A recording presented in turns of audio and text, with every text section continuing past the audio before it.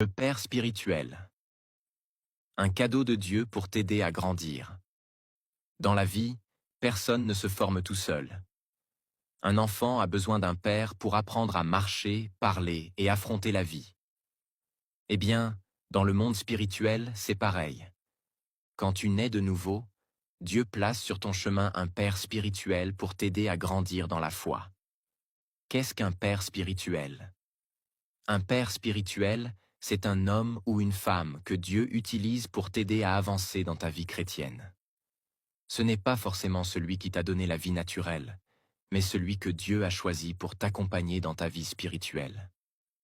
L'apôtre Paul disait, « Vous pouvez avoir 10 000 enseignants, mais vous n'avez pas plusieurs pères. C'est moi qui vous ai engendré en Jésus-Christ par l'Évangile. » 1 Corinthiens 4, verset 15. Cela veut dire que ton père spirituel est celui que Dieu a utilisé pour t'amener à une nouvelle étape dans ta marche avec lui. Il t'enseigne, te corrige, prie pour toi, te protège et t'aide à découvrir ta destinée. Le père spirituel n'a pas besoin d'être plus âgé. Beaucoup de gens pensent qu'un père spirituel doit forcément être plus vieux. Mais dans le royaume de Dieu, ce n'est pas l'âge qui compte, c'est l'onction. Tu peux avoir 50 ans et ton père spirituel 35. Pourtant, Dieu a placé sur lui une grâce pour te former et te diriger. Job 32,8 le dit bien. C'est le souffle du Tout-Puissant qui donne l'intelligence. Même Jésus était plus jeune que plusieurs de ses apôtres. Pourtant, il l'appelait Maître et Seigneur. Pierre, André, Jacques, Matthieu. Plusieurs d'entre eux étaient probablement plus âgés que lui. Mais ils ont reconnu que Jésus avait quelque chose de céleste que l'âge ne donne pas. L'autorité divine. Jésus parlait avec une puissance et une sagesse qui venaient du Père. Et ceux qui l'écoutaient savaient qu'il était plus qu'un simple enseignant. C'est une grande leçon pour nous. Ce n'est pas l'âge qui fait un père spirituel, c'est la présence de Dieu dans sa vie. Pourquoi Dieu met un père spirituel dans ta vie? Dieu sait que la route spirituelle n'est pas facile. Il y a des pièges, des attaques et des moments où tu as besoin d'un guide.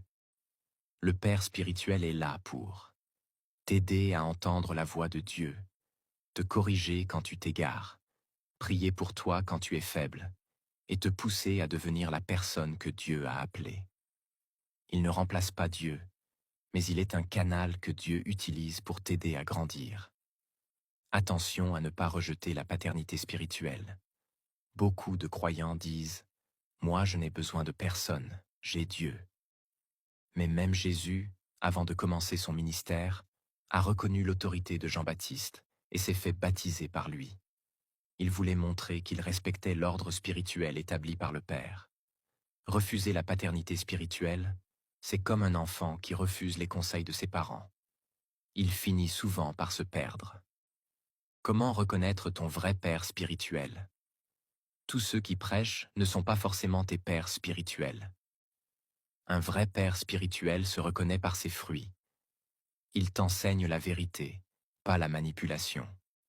Il te conduit vers Christ, pas vers lui-même. Il cherche ta croissance, pas ton argent.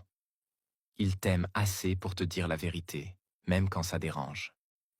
Un vrai père spirituel te rapproche de Dieu. Un faux père spirituel te fait dépendre de lui. Les fruits d'une bonne paternité spirituelle.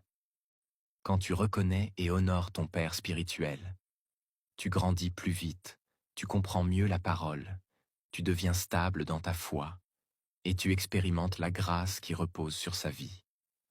Comme Élisée avec Élie, comme Timothée avec Paul, tu hérites de l'onction de celui sous qui Dieu t'a placé. La paternité spirituelle, c'est une stratégie divine pour que personne ne marche seul. Dieu t'envoie un père spirituel pour t'aider à grandir, te corriger et t'équiper. Même si ton père spirituel est plus jeune que toi, souviens-toi que Dieu regarde le cœur et l'appel, pas l'âge.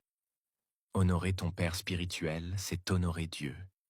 Le rejeter, c'est refuser l'ordre du ciel. Mais le reconnaître et l'honorer, c'est ouvrir la porte à la bénédiction.